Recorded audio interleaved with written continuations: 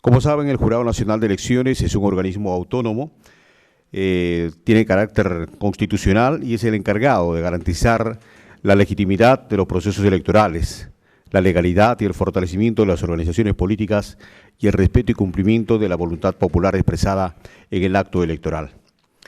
El Jurado Nacional de Elecciones, a través de la Escuela Electoral y de Gobernabilidad, que es un órgano de altos estudios electorales, de investigación académica y de apoyo técnico al desarrollo y cumplimiento de los objetivos del Jurado Nacional de Elecciones, viene desarrollando este importante segmento de los martes electorales que permite la concurrencia de los agentes electorales, de los candidatos, de los personeros y de la ciudadanía en general para actualizarse sobre temas importantes.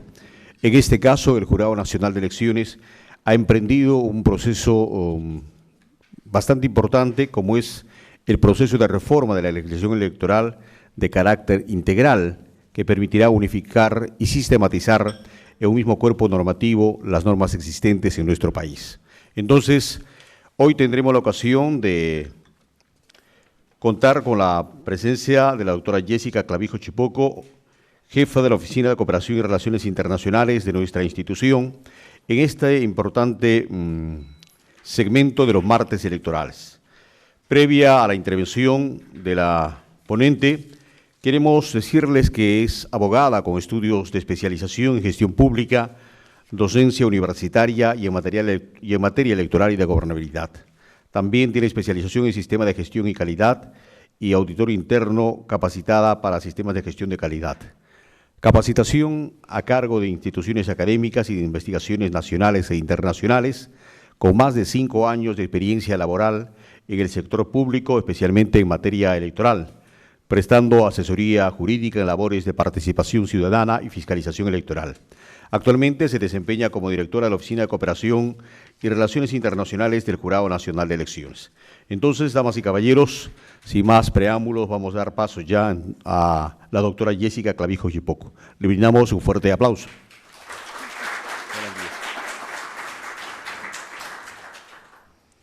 Buenas noches.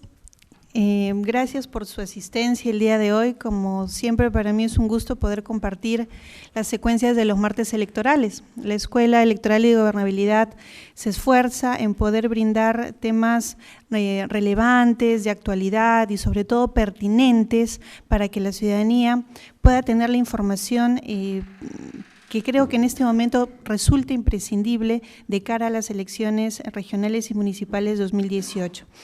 En este momento estamos iniciando un módulo de martes electorales que tiene como uno de sus principales objetivos comentar las mejoras o los aportes que puede dar el Código Electoral de cara a lo que sería la inscripción de candidatos del próximo año. Es sabido que el Jurado Nacional de Elecciones ha planteado algunas propuestas, pero que en este momento la reforma electoral o las modificaciones que se vayan a dar a la normativa electoral están a cargo del Congreso de la República, de los debates que se dan al interior de la Comisión de Constitución, de aquellos dictámenes que vayan a ser elevados al Pleno del Congreso, para que se pueda encontrar algunas oportunidades de mejora a la normativa vigente. Debemos entonces, en estas semanas, en estos meses, estar atentos a aquellos cambios que se vayan a dar y se deban aplicar ya a las elecciones que están próximas a ser convocadas. Las elecciones regionales y municipales podrían estar siendo convocadas de acuerdo a la normativa vigente en febrero del próximo año. Aunque hace algunos días ya se debatió en el Pleno del Congreso una modificación del cronograma electoral, que todavía no está publicada en el peruano, pero es probable que en cualquier momento se dé, y eso implicaría que se adelanten algunos plazos, por ejemplo el de la convocatoria, que sería dentro de las primeras 15 días de enero del próximo año. Entonces hay algunas modificaciones que se van a dar y hay que estar atento a eso. Los candidatos, quienes pueden ser personeros, integrantes de organizaciones políticas, tienen que estar atentos a esos cambios que se vayan a dar. El día de hoy vamos a conversar sobre, en primer lugar, hacer un repaso breve, muy sucinto de lo que es el Código Electoral y para qué sirve. Un poco difícil que podamos contar con un Código Electoral integral para las elecciones regionales y municipales 2018, pero todavía podríamos contar para uno para las elecciones del 2021, de cara al Bicentenario.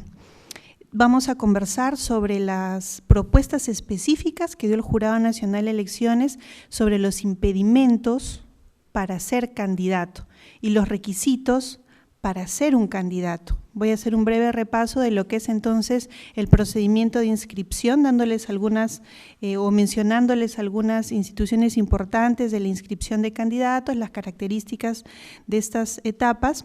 Y me interesaría mucho de repente al final de mi exposición poder contar con algunas preguntas o comentarios de ustedes para tener también por mi parte la retroalimentación que siempre es tan valiosa en los martes electorales, ¿no? Porque muchos de ustedes probablemente estén interesados en estos temas por cuestiones académicas, pero otros porque de repente en la práctica al militar en alguna organización política o ser personeros o quizás estar interesados en trabajar en los organismos electorales, tienen ya puntos de vista de lo que es la aplicación de la normativa en la práctica, ¿no? Bueno, en primer lugar, a ver, por lo menos en las primeras diapositivas voy a estar un poco más cercana ahí con ustedes. A mí me gusta un poco eso, pero después voy a regresar acá al estrado porque tengo algunos documentos que he traído para poder ir revisando, pero al menos en las primeras diapositivas vamos conversando así más cercano. Ahora me pongo por acá. En esta primera diapositiva, lo que les quiero plantear es algo que muchas veces he compartido en las exposiciones, pero que creo que tiene que ser la piedra de inicio de cualquier exposición de reforma electoral. El documento que presenta el Jurado Nacional de Elecciones en el año 2011, el proyecto de ley del Código Electoral y el Código Procesal Electoral, fue un primer, consideramos, valioso aporte a lo que sería la reforma electoral, porque ya se había advertido en ese momento que había oportunidades de mejora en la normativa, que había que mejorar los plazos del cronograma electoral, que podíamos hacer mejoras, por ejemplo, aspectos de democracia interna, de financiamiento partidario, que teníamos que mirar en casa qué cosa podíamos mejorar y qué ajustes podíamos hacer a los organismos electorales. Mejorar quizás aspectos del financiamiento, como la franja electoral, ampliarla, correcto, habían aspectos que mejorar y sobre todo integrar. No se detuvo esta labor en el año 2011. Se realizaron también muchos esfuerzos con posterioridad, incluso de manera conjunta con OMPE y con RENIEC, los tres organismos integrantes del sistema electoral, lo que implica esa voluntad por parte de los organismos especializados para poder trabajar en algunas oportunidades de mejora que se plasmaron también en algunas normas específicas como la Ley de Participación y Control Ciudadano, algunas importantes mejoras que se dieron en aspectos de revocatoria, por ejemplo, en que sea de calendario fijo, el que se realice una sola vez en el periodo. Fueron mejoras que se fueron dando gracias a los aportes de los tres organismos electorales. Hacia el año 2016, el año pasado, nosotros teníamos ya, por ejemplo, aspectos como dádivas electorales, ¿no es cierto? Eso ya no estaba contemplado en el proyecto del 2011, entonces debíamos hacer algunos ajustes y presentar un proyecto actualizado. Pero también debíamos inserir algo, y es que un proyecto de código electoral, si lo hace obviamente Jurado Nacional de Elecciones, va a tener una visión técnica, porque lo vamos a hacer técnicos del organismo electoral. Entonces, era importante salir a campo y socializar las propuestas para que la población nos diera su punto de vista, para que los personeros nos dieran su punto de vista, para que los periodistas nos dieran su punto de vista, para que autoridades nos dieran su punto de vista. Y fue así que en diciembre del 2016 lo que se presenta al Congreso de la República fue un anteproyecto de Código Electoral.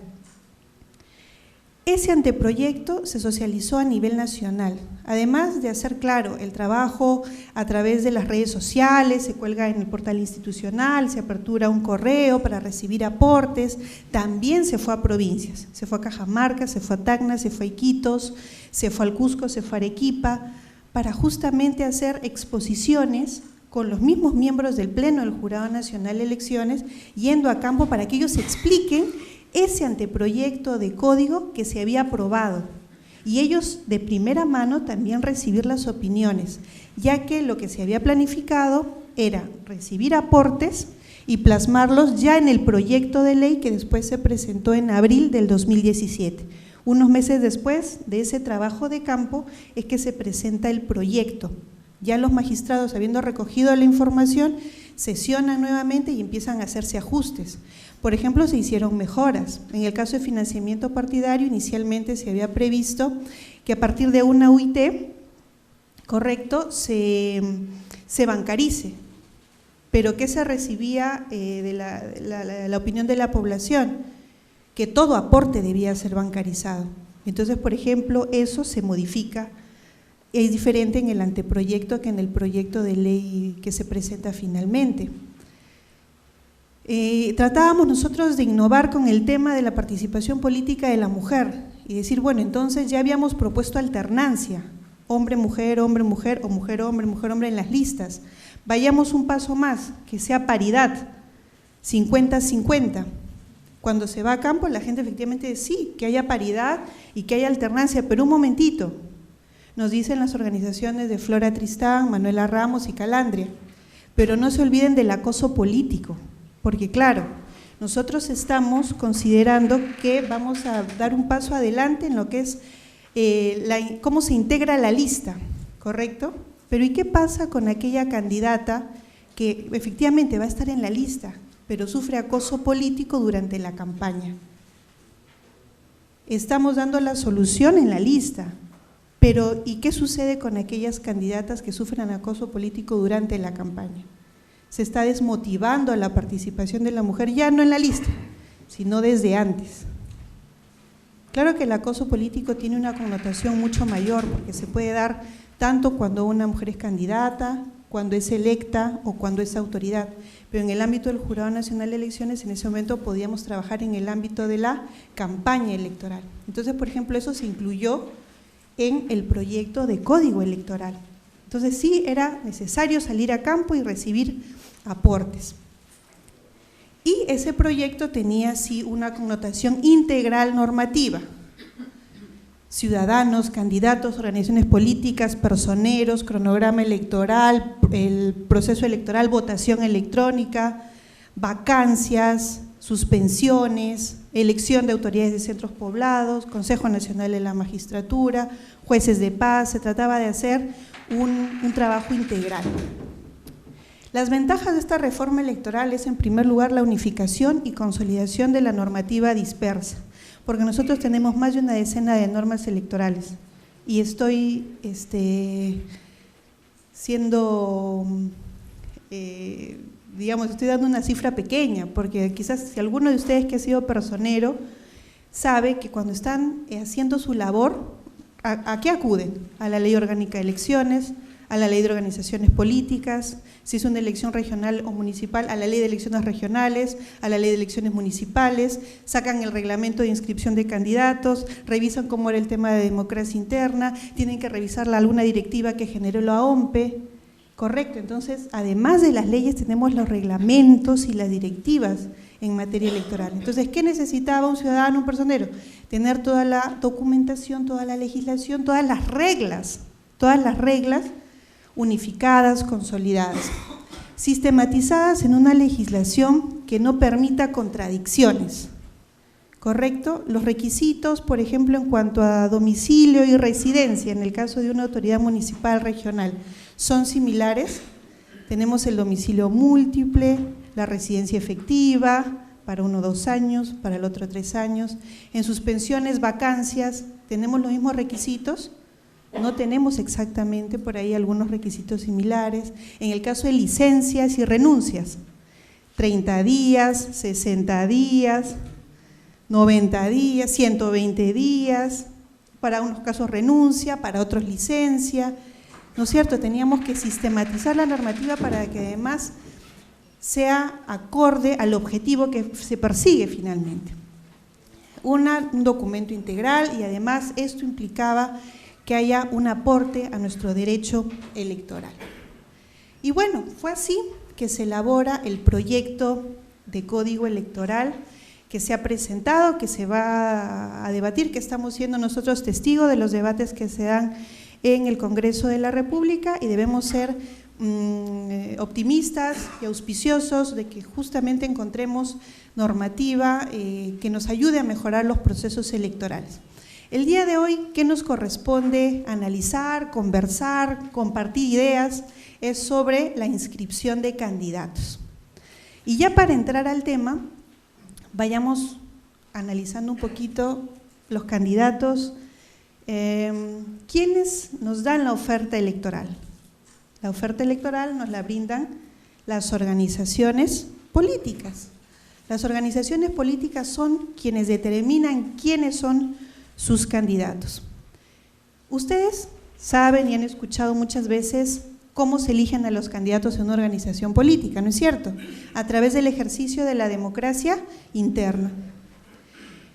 ¿Ustedes consideran, tienen alguna opinión, han escuchado si son transparentes las elecciones, el ejercicio de la democracia interna? ¿Hay cuestionamientos al ejercicio de la democracia interna de manera frecuente?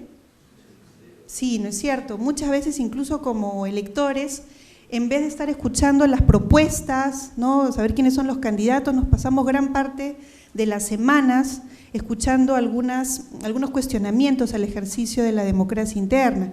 Incluso esto permite que se presenten cuestionamientos ante los jurados electorales especiales y puede haber una consecuencia muy grave, y es que no se inscriba esa candidatura o esa lista de candidatos si no se cumple con el ejercicio de la democracia interna.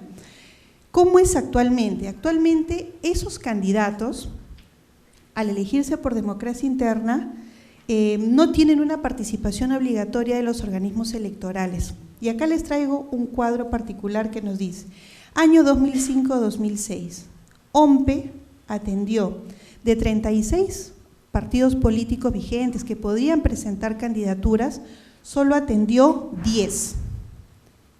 Sabemos que la participación es facultativa, OMPE brinda asistencia técnica, solo asiste si la organización política lo invita. Entonces la organización política, que en ese momento eran 36, solo 10, el 27% de las organizaciones políticas dijo: OMPE, ayúdame con el ejercicio de mi democracia interna. La siguiente elección general, de 28 organizaciones políticas, 12 solicitan el apoyo de OMPE. Y en las últimas elecciones, en las que quizás hemos escuchado mayores cuestionamientos al ejercicio y transparencia de la democracia interna, miren las cifras: de 21 partidos políticos, 5 contaron con asistencia facultativa de la OMPE. Es decir, si ya nosotros estamos encontrando en un ciclo que es ya la inscripción de candidatos, una primera etapa que es cómo se eligen los candidatos, es inevitable analizar que se puede hacer mejoras en el ejercicio de la democracia interna, porque independientemente de los requisitos que más adelante vamos a ver, si yo ejecuto bien el ejercicio de mi democracia interna, puedo tener menos cuestionamientos al momento de llevar mi lista de candidatos al jurado electoral especial. La propuesta del Código Electoral es que se realice con la participación, el apoyo de los 3 organismos del sistema electoral: RENIEC brindando apoyo al padrón electoral, OMPE organizando las elecciones, Jurado Nacional de Elecciones fiscaliza y administra justicia electoral solo en segunda instancia, después del Tribunal Electoral. Igual las elecciones son de acuerdo a la normativa vigente y a los estatutos del partido.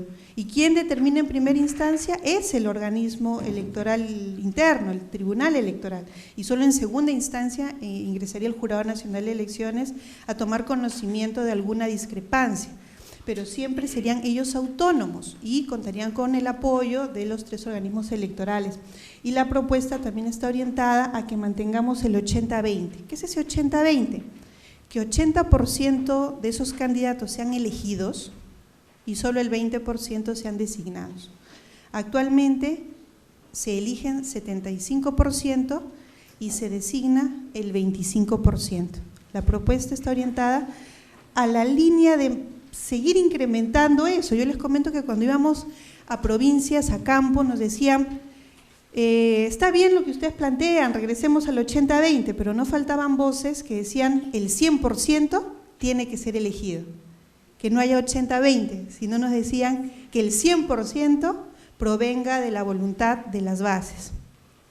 Para no ir obviamente a los extremos, se optó por esta medida que era mantener lo que nosotros ya teníamos con la Ley de Organizaciones Políticas, que era ese 80-20. Ahí también hay un cuadro interesante, dice. Recordemos de que el 20% de la propuesta, pero vigente 25%, es elegido por quien se determina en el estatuto. Este cuadro nos muestra que, por ejemplo, para la información que se tenía en el año 2007 de los estatutos inscritos en el ROP, quienes elegían a ese 25% vigente era el presidente del partido, había 9 casos. Es decir, una persona elegía a los designados. El órgano electoral central, 10 partidos. Órgano descentralizado, 2, y no lo precisaban, no se tenía establecido quiénes determinaban a esos ciudadanos candidatos designados, 4 de esos estatutos. Entonces, como vemos en el cuadro, las personas que designan a estos ciudadanos que van a integrar las listas es un número pequeño, y hay organizaciones políticas que tienen 100.000 afiliados, 200.000 afiliados, 50.000 afiliados, y un número pequeño de personas integrantes del partido, obviamente con cargos dirigenciales, son los que deciden quiénes son los invitados en la lista, ¿no? Entonces, por eso la propuesta está orientada, en primer lugar, que eso se establezca claramente en el estatuto y que regresemos a ese 80-20. Esa es, digamos, la primera parte de lo que es la inscripción de una organización política, porque todo empieza con el ejercicio de la democracia interna y ahí también había oportunidades de mejora. Nosotros tenemos estos tipos de elecciones, de procesos electorales, para elegir presidente y vicepresidente de la República, congresistas, representantes al Parlamento andino cada 5 años, gobernador y vicegobernador y consejeros regionales, alcaldes, regidores provinciales y distritales cada 4 años, quienes participan con la normativa vigente, partidos, movimientos, organizaciones políticas locales, distritales y provinciales, y tenemos también las alianzas electorales. Corresponde no al Jurado Nacional de Elecciones hacer la convocatoria, sino al presidente de la República. A través de un decreto supremo se convoca a elecciones. Ahora sí voy subiendo para ya tener algunos documentos más a la mano. ¿Cómo son los cronogramas electorales?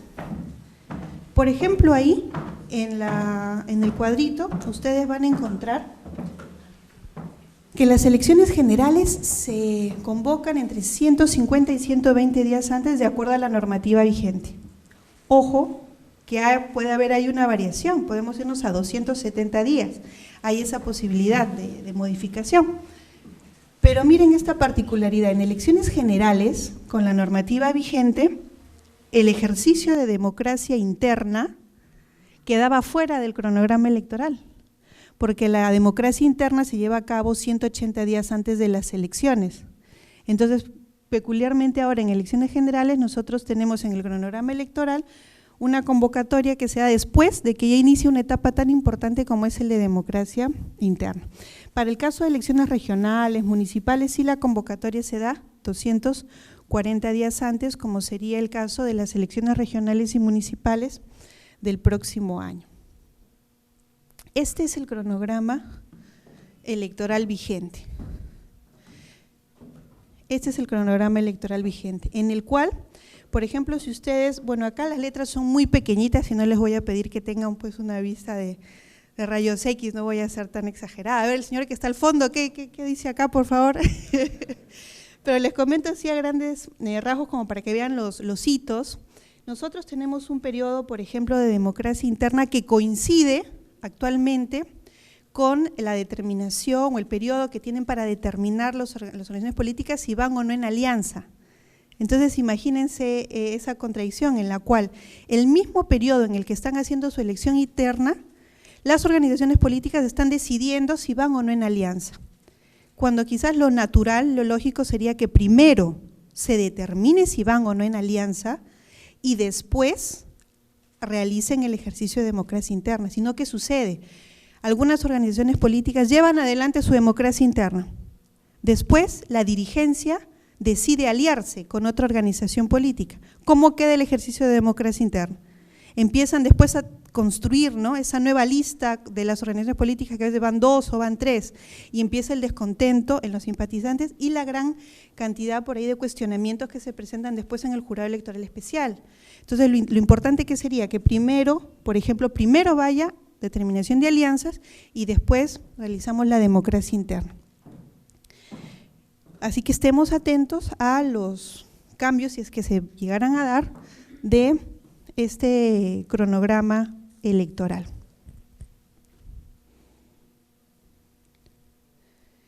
Cuando ya hemos superado esta etapa de la democracia interna, se han elaborado ya las solicitudes para presentarlas en el jurado electoral especial. Ese jurado electoral especial lleva a cabo un proceso para la inscripción definitiva de los candidatos. Ese proceso tiene en primer lugar una etapa de calificación de las solicitudes para determinar que se haya cumplido con los requisitos de admisibilidad, correcto, con los requisitos de procedencia. Por ejemplo, son requisitos de ley no subsanables, vamos a citar acá un ejemplo. La presentación de la lista incompleta, eso no lo voy a poder subsanar. El incumplimiento de las normas de democracia interna, eso no lo voy a poder subsanar, porque recuerden que el plazo de democracia interna es un periodo al cual ya no vamos a poder retornar. El periodo que actualmente rige de 180 días antes de las elecciones hasta 21 días antes de la inscripción de candidatos. Es una etapa que definitivamente debe cumplirse. Son etapas preclusivas, ya no podemos regresar a ellas. Entonces, si en la etapa de calificación yo determino que tengo algunos aspectos de forma que subsanar, me declararán la inadmisibilidad, yo voy a poder subsanar, correcto, y seguir el trámite. Pero es posible que haya algunos aspectos no subsanables y van a declarar la improcedencia, que, como les digo, por ejemplo, tiene que ver con no cumplir con aspectos de democracia interna, no cumplir con las cuotas electorales de jóvenes, de mujeres, de comunidades indígenas, o requisitos constitucionales establecidos en la norma. Después viene la admisión a trámite, porque ya estas listas que han sido finalmente admitidas ya pasan el escrutinio del organismo electoral y se someten al escrutinio de la ciudadanía. Entonces, cualquier ciudadano puede presentar su tacha. Tiene una posibilidad de, después de ver las listas publicadas, presentar alguna de las tachas al candidato o a la lista. Superada esta etapa, ya tenemos la inscripción de candidatos. Entonces, haciendo un repaso de estos requisitos, por ejemplo, tenemos el cumplimiento de las cuotas electorales por parte de las listas de candidatos, género, jóvenes, de comunidades campesinas y nativas, pueblos originarios, dependiendo la elección, ¿no? El cumplimiento de los requisitos constitucionales y legales, el cumplimiento de las normas sobre democracia interna, estos requisitos que ya están establecidos en la normativa, más allá de los porcentajes, importante la modalidad de la elección, que esté acorde a lo que establece la ley y también al estatuto de la organización política. La ley establece 3 modalidades: a través de la elección de afiliados, a través de la elección de afiliados y no afiliados, y a través de la elección de delegados. Esa votación, por ejemplo, está establecida en el Estatuto de la Organización Política, que es una votación a través de delegados, a través del voto de los delegados, y es un voto secreto. Y en la fotografía de la elección de los delegados, se ve a los delegados haciendo una votación a mano alzada. ¿Será válida o no será válida? Ya no es secreta, ¿no? Si es a mano alzada. Entonces pueden haber ese tipo de cuestionamientos. Es importante reconocer que hay requisitos legales, pero ojo con los requisitos estatutarios. La misma organización política también impone las reglas para el desarrollo de su democracia interna. Acta de elecciones internas. ¿Por qué? Porque estos requisitos de democracia interna van a estar contenidos en las actas correspondientes. La solicitud de inscripción, que la va a suscribir el personero, la va a presentar ante el jurado electoral especial, ¿no es cierto? Y no debemos olvidar que tiene que incluir la copia del DNI, hay un pago de un arancel que se paga, hay documentos que deben acreditar las renuncias, las licencias, y actualmente, como está la normativa actual, el ingreso a este sistema de PKOE. Este sistema de inscripción permite que se vaya ingresando información, por ejemplo, tanto de la solicitud de inscripción como la declaración jurada de vida y el plan de gobierno. ¿Por qué es importante este registro? ¿Para que el secretario del jurado electoral especial tenga menos documentos que tipear? No, porque lo podría hacer. Se va a demorar, pero lo va a hacer. Pero ¿qué es muy importante en un proceso electoral? La transparencia, ¿no es cierto?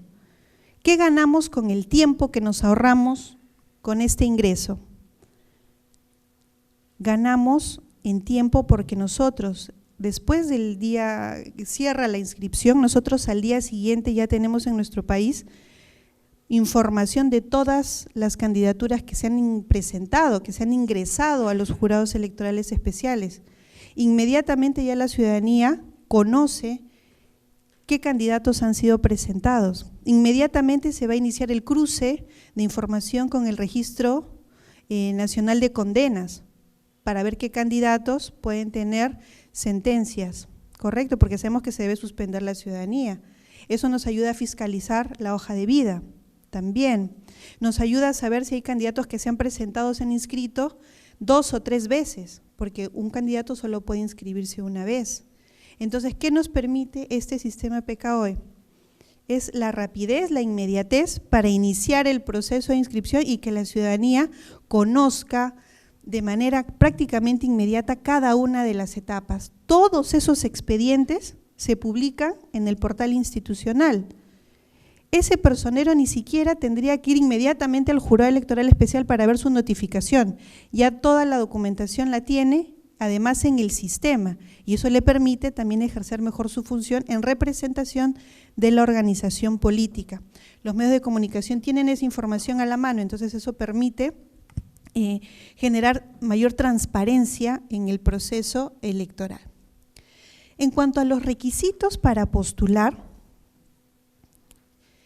ya después de que hemos pasado la etapa de democracia interna, ya el personero presentó la lista de candidatos, reparemos un poco en quiénes están contenidos en esa solicitud de inscripción. ¿Qué características deberían tener aquellos ciudadanos? Por ejemplo, en el caso de presidente y vicepresidente de la República, ¿qué requisitos se necesitan para ser presidente o vicepresidentes de la República? En la normativa actual, ¿qué nos dice? Ser peruano de nacimiento, tener como mínimo 35 años cumplidos a la fecha límite de la presentación de solicitud de inscripción de fórmula presidencial, gozar del derecho de sufragio, estar inscrito en RENIEC. ¿Qué se había propuesto en el código o qué se encuentra contenido en el código electoral? Teniendo en cuenta, antes de iniciar esta etapa, de que la Constitución Política del Perú establece, en concordancia con documentos internacionales, que el derecho de participación es un derecho fundamental. Es un derecho fundamental el participar en la vida política de nuestro país a través del sufragio pasivo y el sufragio activo. El activo a mi derecho de votar, pasivo de ser elegido y también de organizarme, ¿no es cierto?, de participar a través de ser un afiliado, un militante de una organización política. Puedo participar también en la vida política de manera asociada a través de las organizaciones políticas. Pero ojo que este derecho fundamental tiene unos parámetros establecidos en la norma, empezando por la Constitución Política, que establece quiénes pueden ser candidatos y cuándo se suspende la ciudadanía, ¿no es cierto? Y tenemos también algunos requisitos contemplados en las leyes, como la Ley Orgánica de Elecciones, la Ley de Elecciones Regionales y la Ley de Elecciones Regionales, la Ley de Elecciones Municipales. Entonces, en esta propuesta hemos tratado de consolidar aquellas, como por ejemplo, aquí tenemos ser peruano de nacimiento, tener como mínimo 35 años cumplidos a la fecha, gozar del derecho de sufragio, estar inscrito en el RENIEC, no estar comprendido en los impedimentos que establece la Constitución, que era algo que no estaba contenido en la propuesta original, o está contenido en la propuesta original, haber sido elegido en el marco del proceso electoral de democracia interna, para que siempre esté claramente establecida esta legitimidad que tienen los candidatos al provenir de un proceso democrático al interior de la organización política y la presentación tanto de la declaración jurada de hoja de vida. ¿Cómo nosotros nos encontramos en relación a algunos países de la región? ¿Qué les parece el límite de la edad? 35 años.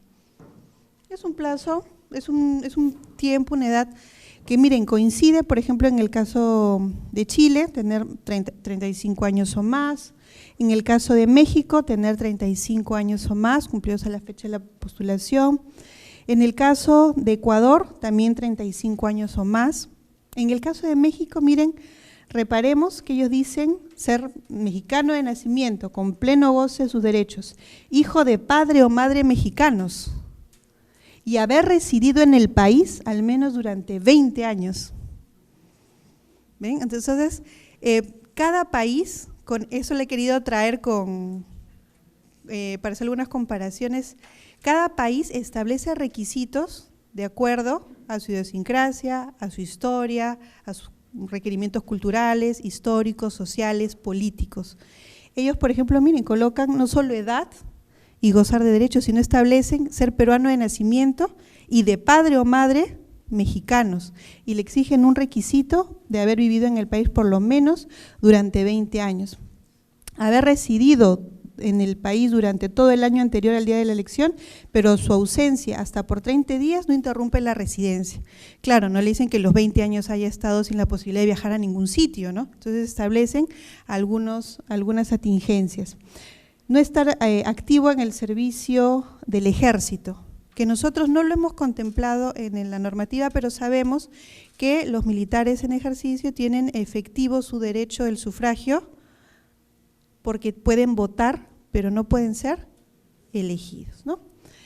No ser secretario, por ejemplo, de Estado, fiscal general de la República, y han puesto algunos otros requisitos adicionales. Ellos, por ejemplo, tienen un periodo presidencial de 6 años y no hay reelección.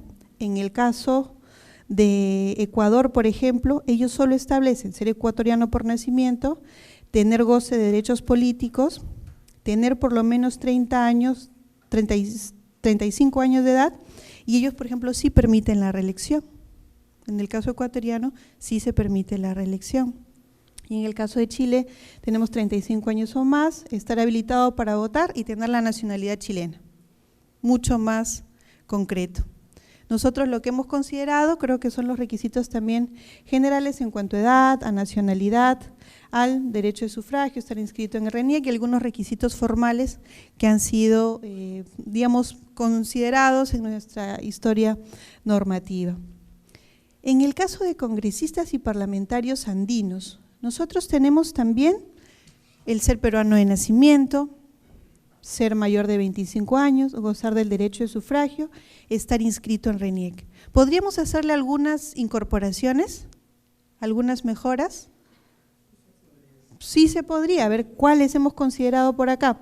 Ya en la propuesta de código electoral, porque la que les coloqué hace un momento era la normativa vigente, en la propuesta del código que tenemos, ser peruano de nacimiento, ser mayor de 25 años computados a la fecha del vencimiento del plazo para la inscripción de candidatos, gozar del derecho de sufragio, no encontrarse en ninguno de los supuestos regulados en el artículo 33 de la Constitución. ¿Cuáles son estos requisitos establecidos en el artículo 33 de la Constitución? No tener sentencia por interdicción, no tener sentencia con pena privativa de libertad, no estar inhabilitado de los derechos políticos, que son los 3 supuestos en los cuales se suspende la ciudadanía. Haber sido elegido en el marco de proceso electoral interno. Se insiste en este tema para que no haya duda. Cumplir con las cuotas electorales, presentar mi declaración jurada de vida y miren esta novedad. En el caso de los congresistas de la República que postulen a la reelección, estos solo podrán postular en las circunscripciones donde resultaron elegidos para su primer periodo congresal. Esa también fue un aporte que recibimos de la ciudadanía. Porque se hablaba en ese momento, cuando estábamos empezando las labores de campo para la difusión del código, ya estaba un poco en agenda el tema de la reelección, ¿no?, de autoridades municipales, congresales.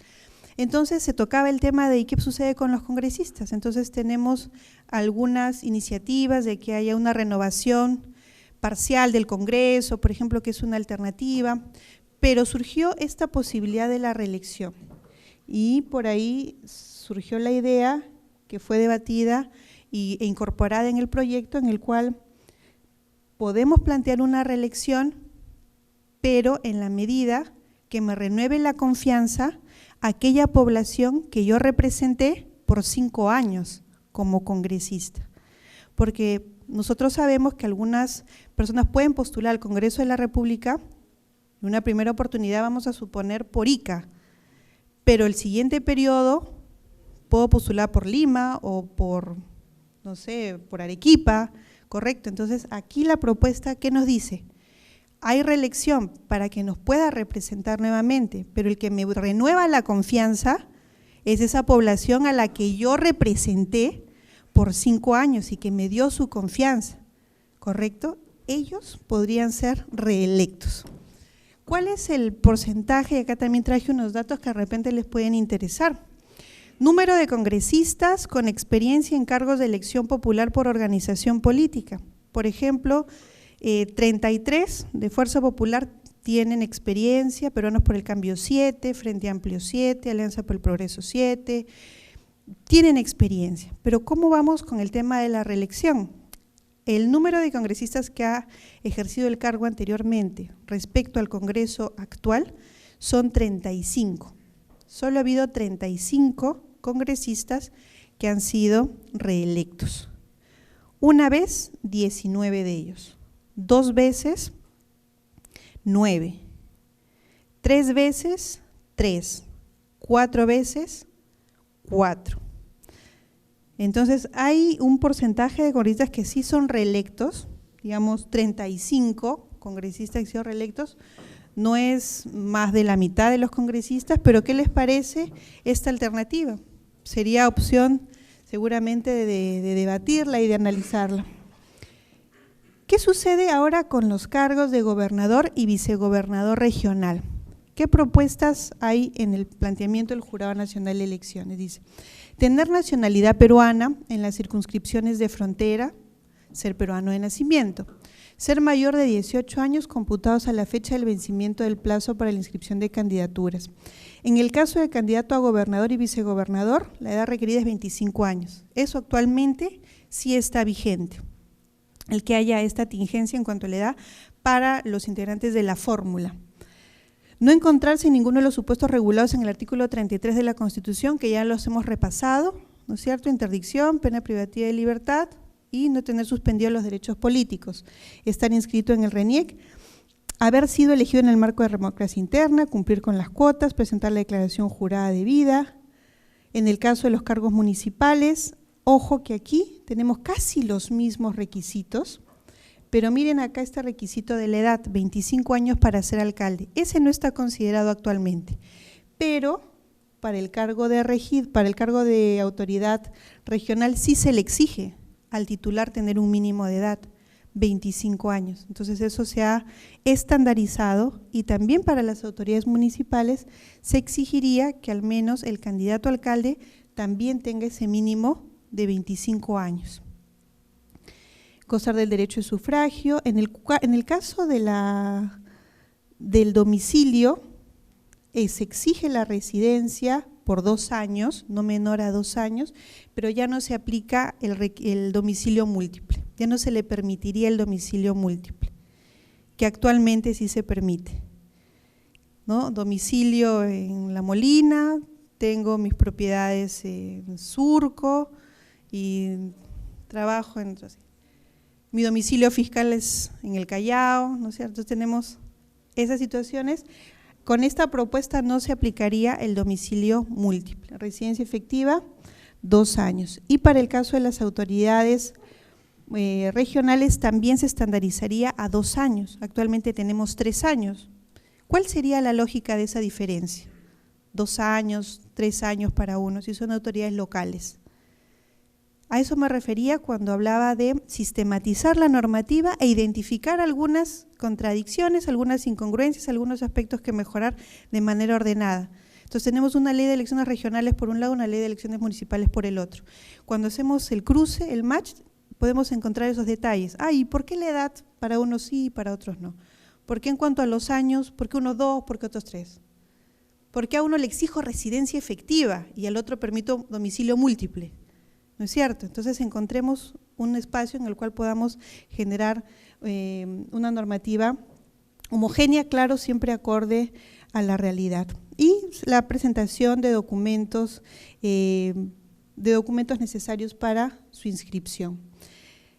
Acá hay un aspecto que se encuentra establecido para todos los candidatos, porque también vamos a encontrar en la Ley Orgánica de Elecciones, en la Ley de Elecciones Regionales, en la Ley de Elecciones Municipales, los impedimentos, ¿no es cierto? Acá ya va a haber un artículo que diga impedimentos para todos los candidatos. Entonces ya, ¿cuáles son los impedimentos para cualquier candidato? A ver, los que tengan sentencia firme y de interdicción, correcto. C, ahorita me voy para la B, pero vamos primero a la C. Los que se encuentran inhabilitados para el ejercicio de sus derechos políticos por sentencia firme, correcto. El A y el C ya están vigentes, no hay mayor modificación. Ahora regreso al B. Los que tengan sentencia condenatoria en segunda instancia por la comisión de delito doloso con pena privativa de libertad efectiva o suspendida. Aquí ya nos encontramos en un supuesto en el cual no se permitiría la participación a personas que tengan sentencia con pena privativa de libertad por delito doloso en segunda instancia. No dice firme o no dice como está actualmente pena privativa de libertad, simplemente. Ahí dice los que tengan sentencia condenatoria en segunda instancia. Nosotros en las elecciones regionales municipales 2014 tuvimos 106.000 candidatos, de los cuales 2.131 tenían antecedentes penales, terrorismo, tráfico ilícito de drogas. Había gran cantidad, era omisión a la asistencia familiar, pero había parricidio también, y había 362 con sentencia vigente. O sea, los 2.131 tenían antecedentes, ya habían cumplido su condena, pero había 362 con sentencia vigente. En ese momento estaban ejecutándose, entonces ellos inmediatamente salían de la contienda electoral. Entonces, ustedes recordarán, a ver, haciendo un poco de memoria, en el año 2014 inmediatamente se inició ese cuestionamiento, ¿no?, de la calidad, de las características de los candidatos. ¿Por qué teníamos candidatos con antecedentes penales, con esos antecedentes penales? Entonces, en algún momento se analizó la posibilidad de ir elevando un poco la valla y que no pudieran ser candidatos o candidatas a aquellas personas que tuvieran una sentencia por delito doloso en segunda instancia. Los que se encuentran inhabilitados por la Constitución, artículo 100. Los miembros de las Fuerzas Armadas y Policía Nacional, en esos dos seguimos en la misma línea de lo vigente. Ahí tenemos Rederesi y Redam. ¿Qué sucede? Que en el año 2015 se da una normativa que establece, bueno, en primer lugar se crea el registro de deudores de reparación civil y se establece que aquellas personas que estuvieran en ese registro de deudores de reparaciones civiles no podían ser candidatos. De la misma manera, aquellos que estaban incluidos en el registro de deudores alimentarios tampoco podían ser candidatos. Entonces, de ahí lo establecemos como como el proyecto de código, pero es ya también una normativa que se encuentra vigente. Aquellos que se encuentren en el registro de deudores de reparación civil, la cual estaría a cargo del Poder Judicial, y del registro de deudores alimentarios no pueden ser candidatos en un proceso electoral. Los que se encuentren con medida de suspensión preventiva del derecho de sufragio. ¿Ahí a qué nos referimos? Ese literal H hace referencia a una posibilidad en la cual una persona que tenga la suspensión preventiva del derecho de sufragio sería aquella que tiene por orden judicial un mandato de detención por los delitos de lesa humanidad contra la administración pública y terrorismo. Que tenga mandato de detención no podría postular desde la cárcel, pues, ¿no? O sea, está con mandato de detención por lesa humanidad, terrorismo o contra la administración pública y no encontraríamos esa posibilidad de un candidato con mandato de detención postulando desde prisión, ¿correcto?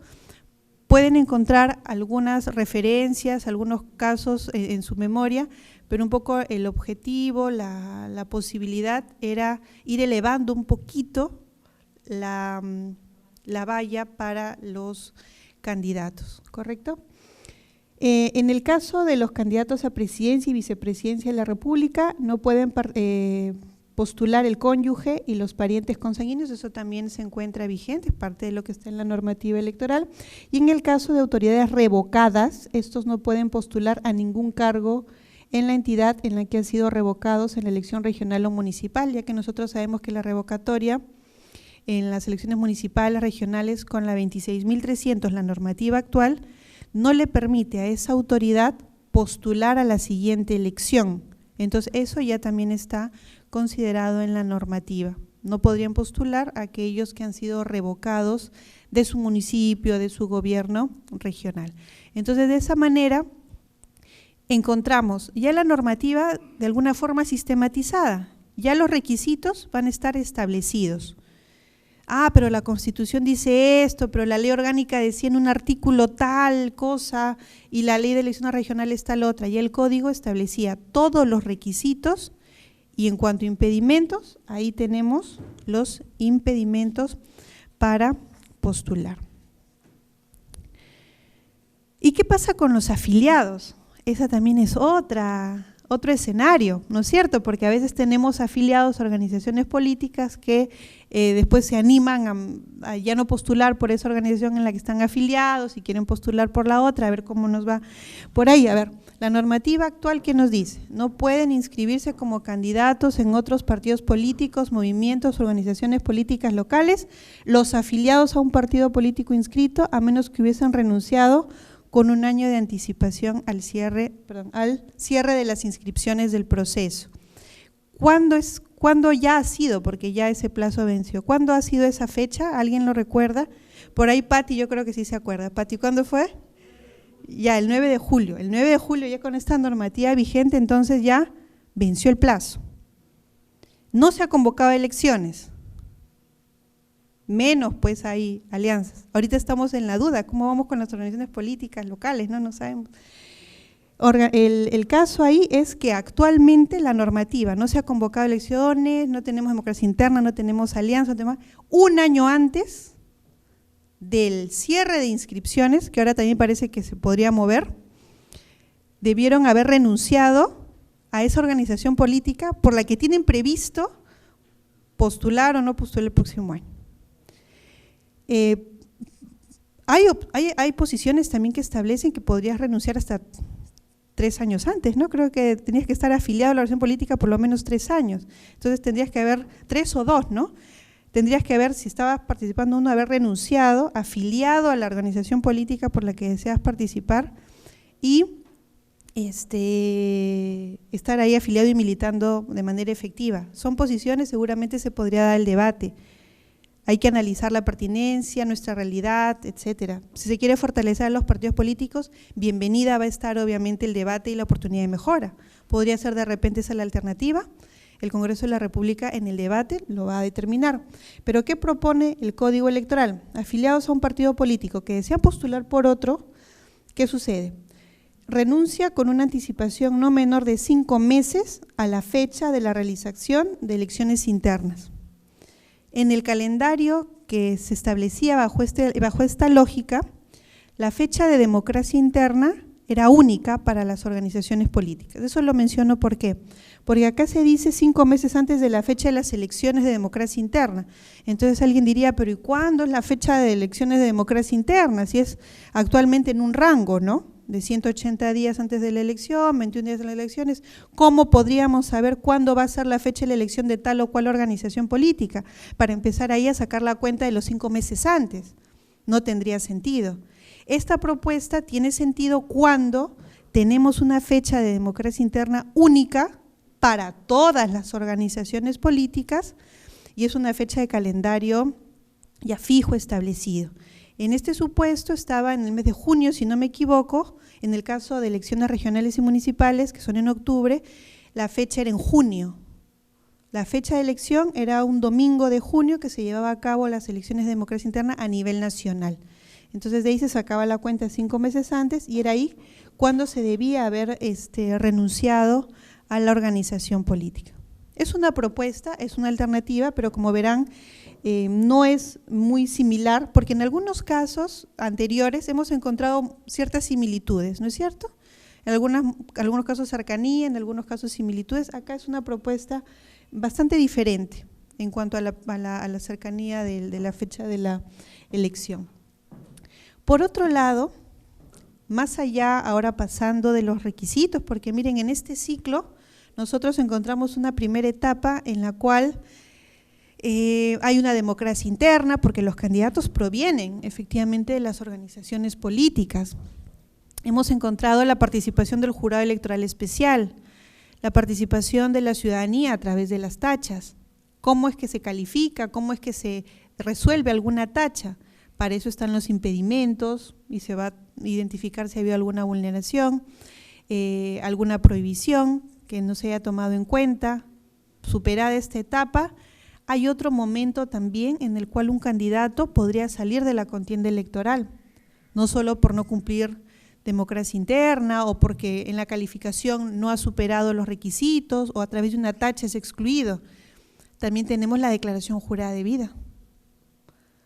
Si se miente o se consigna información falsa, se omite cierta información en la hoja de vida, también se puede generar la exclusión del candidato. No es un impedimento para postular, pero era inevitable mencionarlo ahora teniendo en cuenta que también iba a tener casi el mismo efecto, ¿no? No llegaba el día de la elección. La declaración jurada de vida actualmente tiene algunos requisitos que se deben completar, los datos personales, datos académicos, datos laborales, su experiencia en organizaciones políticas, su militancia en algunos otros cargos, la declaración de bienes y rentas, que también ahora es obligatoria, en algún momento fue facultativa, después se modificó la norma, es obligatoria en la actualidad, y la exclusión se puede dar hasta 10 días antes en la actualidad, pero 10 días antes es poco, ¿no es cierto? Ustedes recuerdan, deben tenerlo clarísimo, el año pasado estábamos muy cercanos a la fecha de la elección y habían algunos cuestionamientos a los candidatos y no teníamos certeza de qué candidatos iban a estar en la cédula, ¿se acuerdan? Esa crítica tan dura que fue a la incertidumbre de cuándo podíamos tener finalmente la lista de candidatos. Entonces 10 días antes de la elección era muy cercano porque recuerden que para ese momento ya la Oficina Nacional de Procesos Electorales ya imprimió todo el material electoral, no solo lo imprimió, ya lo distribuyó, ya está a nivel nacional ese material electoral. Entonces también podía haber ahí una afectación a la voluntad popular, ¿por qué? porque si ya se imprimen esas boletas, esas cédulas, llegan el ciudadano el día de la elección y vota por algún candidato que ya no está en competencia, con desconocimiento de que ya no estaba en competencia, se altera la voluntad popular, ¿correcto? Entonces es un tema delicado. Es por eso de que se había propuesto en el Código Electoral que las exclusiones solo sean hasta 30 días antes de la elección.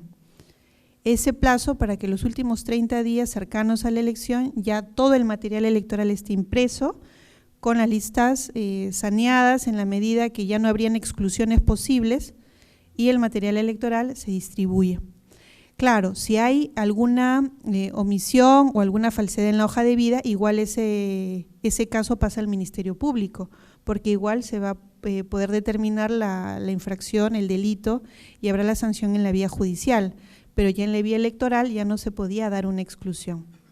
Ahora, en esa declaración jurada de vida, el proyecto del JNE incorpora también algo, y es la incorporación de los procesos en marcha. Los procesos en marcha también debían ser incorporados en la hoja de vida, y además que las entidades le brinden facilidades al Jurado Nacional de Elecciones para su fiscalización, porque se hace el cruce de la información con organismos públicos y privados, y era relevante poder contar con esa información para una adecuada fiscalización.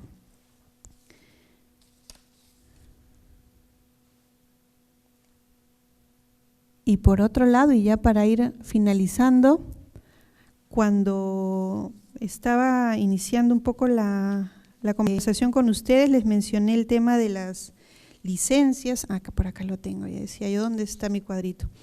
Las licencias y las renuncias. ¿En qué casos se renuncia? ¿En qué casos hay licencias? ¿Son 30 días antes? ¿Son 180 días antes? Aquí, por ejemplo, les he traído un cuadro con la normativa actual. Esa es la propuesta del Jurado Nacional de Elecciones, que ya circunscribe los plazos a fechas bien precisas, que ahí las vamos a repasar. Pero, por ejemplo, miren, actualmente, en el caso, por ejemplo, de ministros, viceministros, dice, si quieren ser presidentes regionales, gobernador regional, vicegobernador regional, tendrían que renunciar 180 días antes de la elección, pero si quieren postular al cargo de regidor provincial, 60 días antes de la elección. Si soy superintendente del presidente del Banco Central de Reserva, superintendente de Banca y Seguros, si deseo ser alcalde distrital, tengo que pedir una licencia. Entonces, los ministros renuncian 60 días antes. Un alto funcionario pide licencia 30 días antes. Un representante o un funcionario del Poder Ejecutivo, para también postular al cargo de alcalde, debe renunciar 60 días antes. Entonces, tenemos una variedad de plazos y una diferencia entre renuncias y licencias. En este cuadrito de acá, ustedes van a notar que los plazos entre licencias y renuncias se circunscribe a 60 días. Acá ya hemos colocado que no se encuentra permitida la reelección inmediata, pero ya en los otros cuadros verán que, por ejemplo, tengo que pedir licencia 60 días antes, 2 meses, que son 60 días, básicamente están entre los mismos plazos casi todos los casos, y vemos de acá para arriba, en el caso de gobernadores regionales, vicegobernadores, renuncias, pero ya los consejeros, claramente establecido las licencias, y acá encontramos algunos casos de autoridades locales que quieren ser autoridades regionales, lo dejamos en estos casos 60 días, acá solo tenemos unas excepciones de 6 meses en los casos de los alcaldes.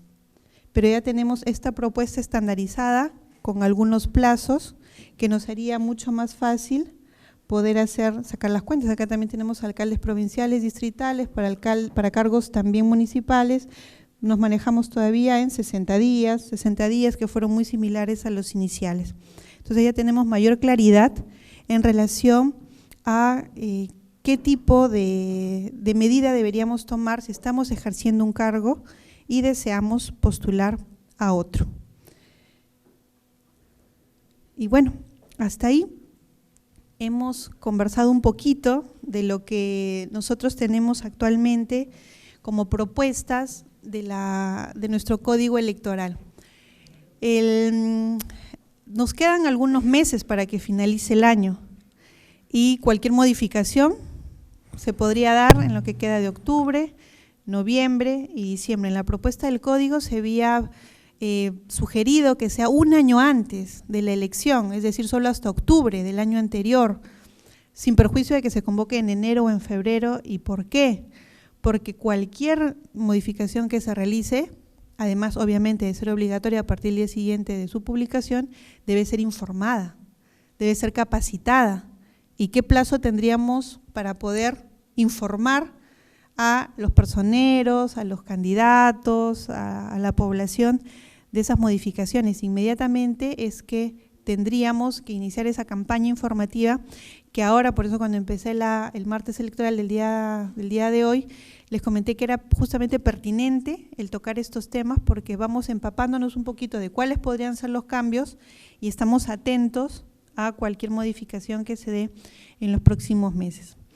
Entonces, bueno, por mi parte ha sido un gusto haber compartido con ustedes. No sé si alguno tuviera alguna consulta que hacer. En esta sesión de los martes electorales, creo que las otras dos sesiones también tienen que ver con temas, obviamente, de la reforma. Entonces, por ahí creo que hay una pregunta, dos preguntas por allá. A ver, comenten, hay por ahí tres. ¿Este micro o el tuyo? Sí. ¿El tuyo? Ya, a ver, ahí en la parte de atrás hay una señorita de negro, un señor con polo blanco y un joven con terno que está también ahí atrás. Bueno, mi pregunta era básicamente por la fiscalización de hoja de vida.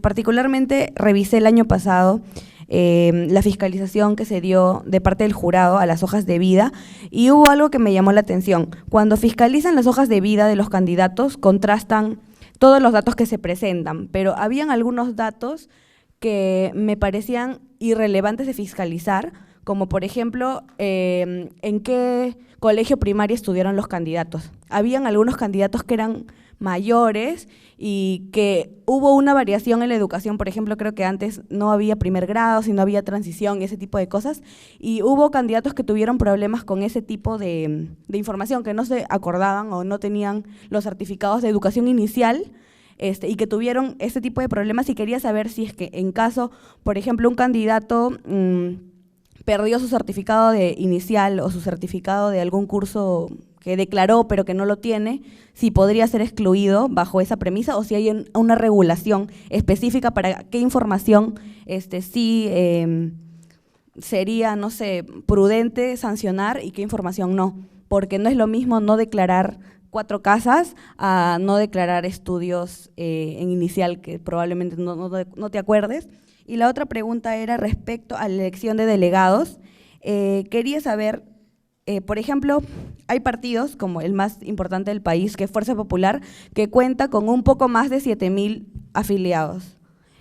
Y la figura de elección de delegados, ¿qué sentido tendría en los casos de los partidos que tienen muy pocos afiliados, en contrario con partidos como el PPC que cuentan con casi 250,000 de afiliados? Esas 2 preguntas. A ver, sobre la primera, sí, tienes mucha razón. Hemos tenido, imagínate, con más de 100,000 candidatos, hay información que fiscalizar en las declaraciones juradas de vida. El tema de los estudios, no te voy a decir a rajatabla si es relevante o no.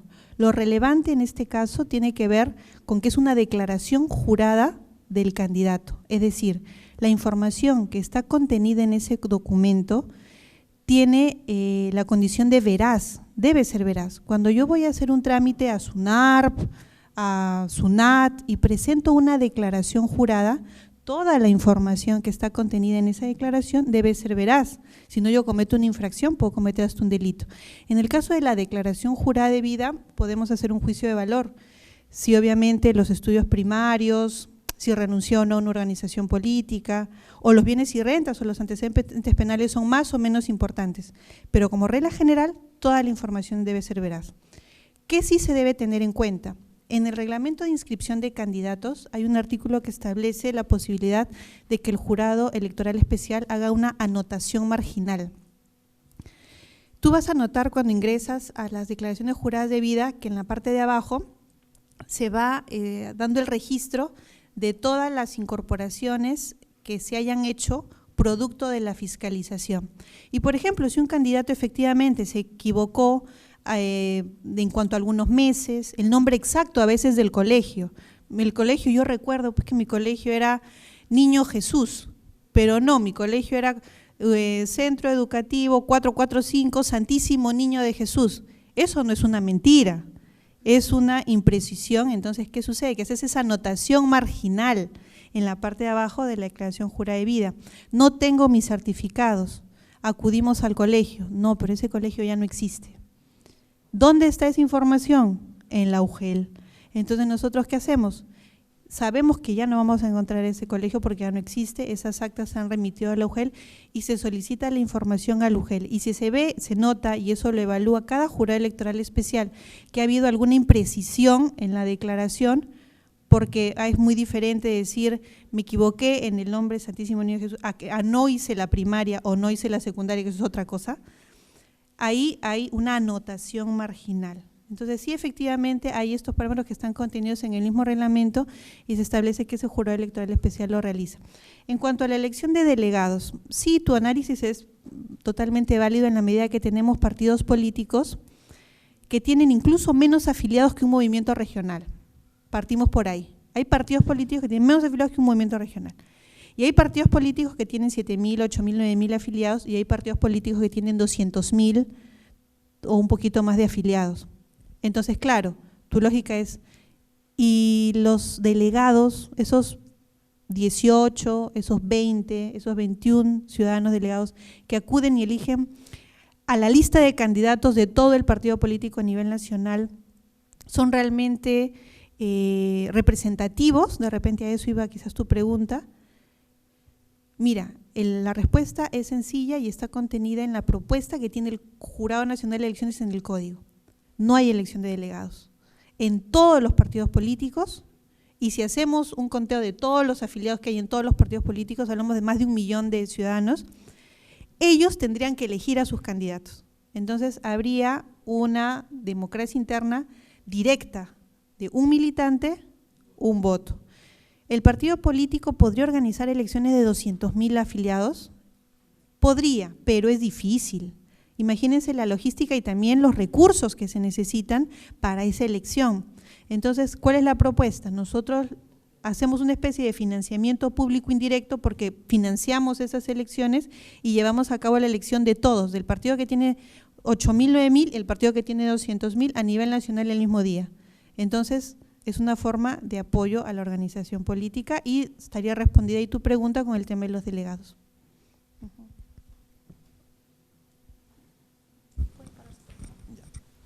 Buenas noches, doctora.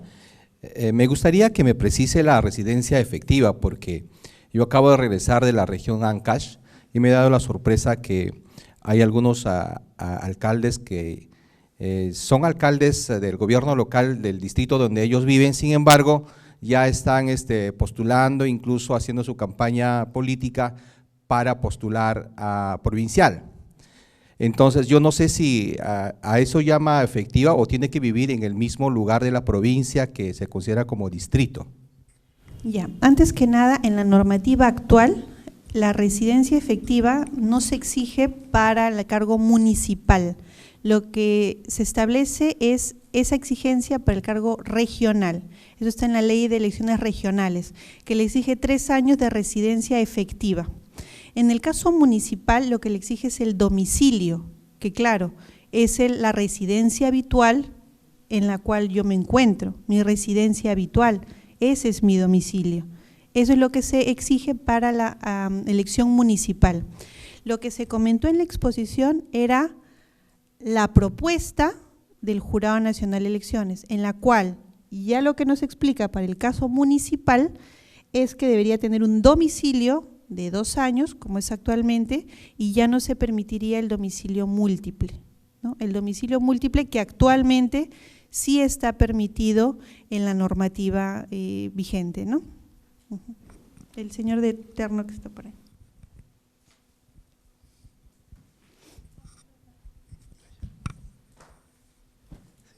Buenas. Quería hacer dos comentarios, ¿no?, rápidos. Como usted había dicho, me sorprendió bastante el tema de los requisitos para los candidatos para presidente y vicepresidente, sobre todo el de México, ¿no? Si bien es cierto, la mayoría de los ejemplos que puso están muy acordes a nosotros, que piden casi ningún requisito específico, pero en México es más, digamos, por decirlo de una manera, más patriotas, ¿no? Porque piden que los papás sean nacidos también, y creo que si eso se hubiese aplicado acá, otra sería la historia, porque me recuerdo que ahí había una expresidente que postuló para el Senado japonés, ¿no?, y juró lealtad por Japón. Entonces, y justamente también me he dado cuenta que en el Facebook están publicando algunas imágenes que sus hijos, unos son japoneses y otros son peruanos. Entonces, ahí donde uno podría analizar o podría darse cuenta de unas cosas, ¿no? Entonces, ¿no?, ese es un comentario. Yo creo que el ejemplo de México debería seguirse para el Perú. Esa es mi posición, ¿no? Y el otro es que hay otra, en el tema de los afiliados, ¿no?, la desafiliación previa a las elecciones, es bastante opinable, porque, bueno, yo vengo de una organización política y me he dado cuenta que muchos no les interesa tanto, o sea, hay gran cantidad de personas que no les interesa tanto las ideas del partido, sino qué es lo que gana con él. Y eso es muy nocivo, tanto para los partidos políticos, porque eso genera que los partidos estén llenos de gente oportunista, porque así les llaman en general, y no están más pensando en las ideas, en el conjunto de ideas que proponen ese partido, que se van justamente a materializar cuando gobiernen, cuando sean candidatos y gobiernen. Entonces, creo que se debería analizar bastante eso, porque permitir que una persona, solamente por el tema de elecciones, tenga un plazo muy corto a cambiarse de partido por ver quién más lo ofrece, estaría un poco minando el tema de fortalecer los partidos y las organizaciones políticas. Yo creo que sí debería analizarse mejor eso. No tengo ahorita una idea, una posición en cuánto tiempo, pero creo que sí sería una manera, ¿no?, de fortalecer a los partidos, tanto que en verdad los resultados ya lo tenemos en todos los órganos o en las instituciones que son elegidas. Gracias. Mira, muchísimas gracias por tu comentario, porque creo que el fruto de los martes electorales debe ser el debate, ¿no es cierto? Porque toda la información que se brinda aquí no es… Esto no es un adoctrinamiento, no se está diciendo, bueno, ingresaron con una idea, lo que yo les digo queda tal cual y cuando salen van a empezar de esta manera. Por el contrario, es muy enriquecedor escuchar opiniones, escuchar posiciones, incluso cuestionamientos, porque de repente alguno de ustedes podría decirme yo no estoy de acuerdo con tal o cual cosa. En relación, por ejemplo, al comentario que hacía él, alguien también podría decir sí, pero el Perú también tiene mucho que agradecerle a la influencia de los inmigrantes, ¿no?, que por mucho tiempo, a lo largo de nuestra historia también han contribuido a este país pluricultural como está también reconocido, o en algunos otros casos podrían decirte, sí, también puedo coincidir contigo, teniendo en cuenta que después vemos que algunos ciudadanos que son ya elegidos, si hacemos un balance, por ejemplo, ni siquiera están afiliados a la organización política a la cual representan, o después se generan pugnas internas o aspectos que no están de acuerdo de alguna manera con la disciplina partidaria, ¿no?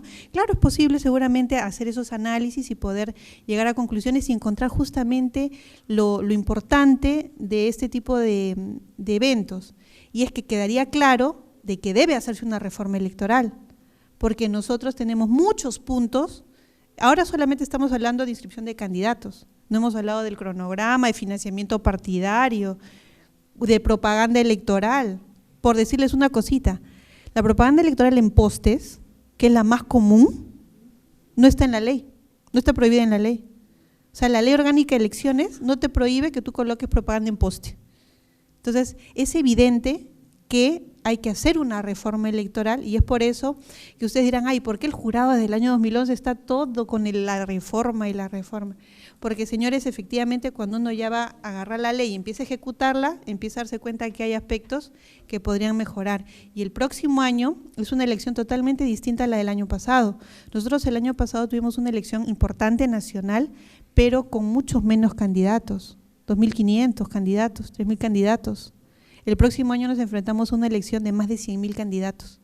Es totalmente diferente y hay que analizar qué propuestas de mejora se podría hacer. Creo que hay una última pregunta por acá con la señorita de negro.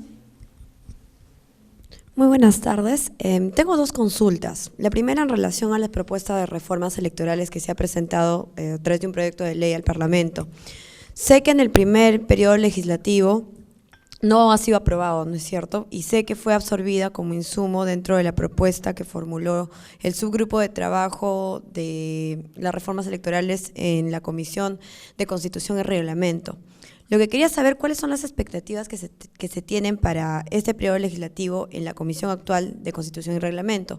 Porque me imagino que la propuesta sigue en pie, o ¿cuál es el estado actual? Primero eso, y la segunda, yendo un poco más allá, ¿qué sucede o si es que existen propuestas en campaña falsas o inviables? Por ejemplo, yo soy de Huaraz, Ancash, y en las elecciones pasadas, las elecciones regionales, Waldo Ríos, un candidato que es conocido porque fue escogido gobernador y ahora está preso nuevamente, él propuso regalar a cada familia en la región 500 soles. Una propuesta inviable. Todo el mundo sabía, o bueno, la mayoría de las personas la sabía que era inviable. Sin embargo, esa fue su propuesta bandera, y a través de esa propuesta se hizo conocido y bueno, lo demás vino, ¿no? Entonces, yo quería saber si es que existe ya alguna regulación que atienda ese tema, que sancione propuestas falsas, o si puede existir. Esa es mi pregunta. Gracias. En las expectativas, mira, siempre van a ser optimistas y siempre tienen que ser las mejores. Efectivamente, hay algunas modificaciones que si hubiera sido lo ideal que se aprueben en la primera legislatura. Es evidente que muchos de nosotros teníamos nuestros ojos y nuestro interés puesto en el proyecto que se iba a generar en el grupo o en la comisión que se había conformado para reforma electoral. Finalmente, incluso el presidente del Jurado Nacional de Elecciones acudió a ese grupo de trabajo, brindó los puntos en los cuales el jurado estaba trabajando, presenta en diciembre del 2016 el anteproyecto, justamente para que pudiera también servir como una línea en la que se pueda trazar y evidenciar en qué se estaba trabajando, que era siempre una idea de reforma integral. Era oportuno, estábamos diciembre del 2016, había la posibilidad porque había dos legislaturas, y justamente en abril, cuando se inician los trabajos, es que se presenta el proyecto de ley en sí. Coincide con que en ese momento también se presenta el documento del grupo de trabajo y habían también otras propuestas, ¿no? Transparencia también presentó una propuesta, algún tiempo después el Ejecutivo la presentó, entonces obviamente las expectativas eran muy altas de poder tener diferentes opiniones en diferentes puntos en los cuales había algunos puntos de coincidencia, ¿no? Entonces las expectativas eran muy altas. Hoy nos encontramos en la etapa en la cual ya se ha establecido de que no va a haber una reforma integral, pero sí va a haber algunos cambios importantes. Entonces la expectativa sigue siendo optimista en que si se dan esos cambios, tienen que ser oportunos y tienen que ser sobre todo para generar mejoras. Porque si van a ser cambios parciales que no van a generar una mejora, nos podemos enfrentar ante un proceso electoral que va a ser el próximo año, que va a tener dificultades, que podría tener dificultades. ¿Qué pasó en las elecciones generales 2016? 34-14. Ya se había convocado el proceso, sale la 34-14, nos entrega, por ejemplo, el tema de dádivas, el tema de modificar las alianzas electorales, y se generaron muchas dificultades, era evidente. En esta oportunidad tenemos que esperar de que hayamos aprendido de la experiencia pasada y de que esa situación no se genere. Ahora ya hay, por ejemplo, algunos cambios en la normativa que podrían darse en el caso del cronograma electoral, y hay algunos temas sensibles como por ejemplo este que te mencionaba, y yo hice hincapié en el tema de este registro del PKOE, como les mencioné yo, que lo pasamos de repente muy rápido. Dijimos, es un sistema, pero ¿qué pasa si yo elimino ese sistema? Parece algo sencillo, pero es importante, porque eso ya no va a permitir que al día siguiente de la inscripción yo pueda informar a la ciudadanía, mira cuántas personas ya se han inscrito, mira cuántas personas tienen antecedentes penales, mira cuántas personas están postulando 2 o 3 veces, y eso ya es información y es transparencia, y esa es una garantía de un proceso electoral. Sobre el tema de las propuestas, mira, sí hay una sanción, la sanción está en las urnas, eso es algo que no deberíamos olvidarnos. Nosotros creemos que todo debe estar normado, todo tiene que estar en la ley, todo tiene que estar específicamente establecido en que si prometo algo que no voy a cumplir tiene que estar sancionado, pero la sanción sí existe, la sanción se da en las urnas y más bien lo que busca el Jurado Nacional de Elecciones es reforzar la idea del voto informado. Si yo decido que tal o cual autoridad hoy por hoy esté en el sitio en el que está, es porque yo como ciudadano me he informado y he votado por él. ¿Correcto? Nosotros como ciudadanos, olvidémonos que yo trabajo en el jurado, que ustedes trabajan de repente en una municipalidad, que trabajan en el sector privado, que son consultores o trabajan en un ministerio. Olvidémonos de eso y pensemos que el día domingo, el día de las elecciones, todos somos ciudadanos y nosotros somos ciudadanos responsables de por quién vamos a votar. En el trabajo que se hizo del estudio del perfil del elector peruano, que se hizo el año pasado, se reconocía que por lo menos un 20-30% de personas elegía o determinaba, perdón, a su candidato una semana antes de las elecciones. Algunos de ellos posiblemente en la cola antes de entrar a votar. Entonces, tratemos de elevar también un poquito la valla, porque miren, tratamos siempre de mirar afuera, ¿no? Hay que elevar la valla para la organización política, hay que elevar la valla con el tema del financiamiento partidario, hay que elevar la valla para el candidato. ¿Y por qué no elevamos la valla también para el elector? Y decirle, bueno, elector, entonces también eleva un poco más tu valla y sé un elector que no determina pues su voto en la cola el día de la elección. Tiene que ser un voto informado, consciente y saber efectivamente, como tú bien mencionabas, si la gran mayoría sabía que tal o cual propuesta no era inviable, investigar, conocer los planes de gobierno. Los planes de gobierno deberían ser documentos importantes y relevantes. No hay una sanción para si no cumplo o no mi plan de gobierno, pero sí debe ser muy importante y un insumo para los ciudadanos, no para los electores. Okay. Creo que sería todo por mi parte y la verdad les agradezco su participación el día de hoy y esta es una oportunidad de vernos, pero espero que haya muchísimas otras más para poder seguir conversando y profundizando más sobre estos temas. Doctora. Muchas gracias.